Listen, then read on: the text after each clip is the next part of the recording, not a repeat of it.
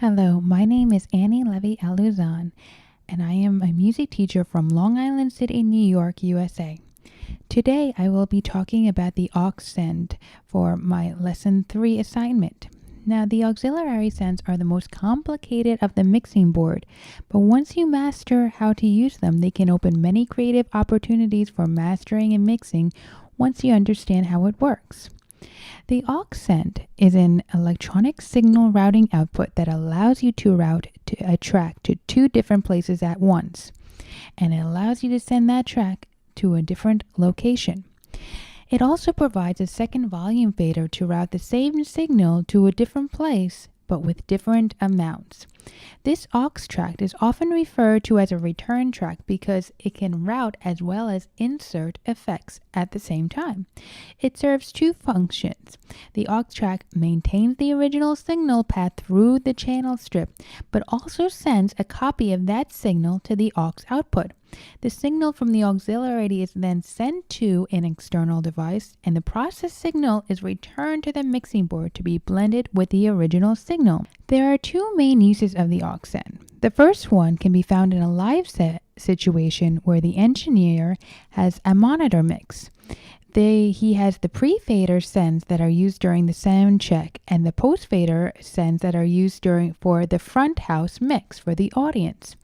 So for the pre-fader sends, it allows the musicians to hear exactly what they need during their performance during sound check.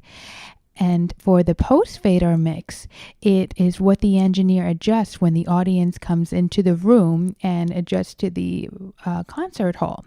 However, the pre-fader sends are not at all affected by what the engineer does for the front house mix with the post-fader sends. This is very important, so the musicians will be hearing the levels they decided on, and the levels are independent of the post-fader sends. Another use of the aux send is found in the process of adding audio processing effects such as delay and reverb, and these are always to be post-fader sends.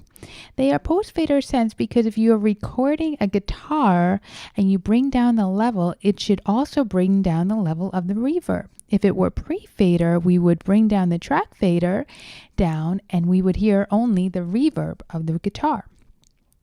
And in this next part of the presentation, I will explain how to set up a single reverb plugin in a DAW and apply it to the entire mix of the song. This is very important to do because for each instrument, you may want more or less reverb depending on how you want the final mix to turn out. Now, to configure the single reverb plug, you must first go to the I/O labels and assign a bus for the send. Then you will name it Reverb Bus.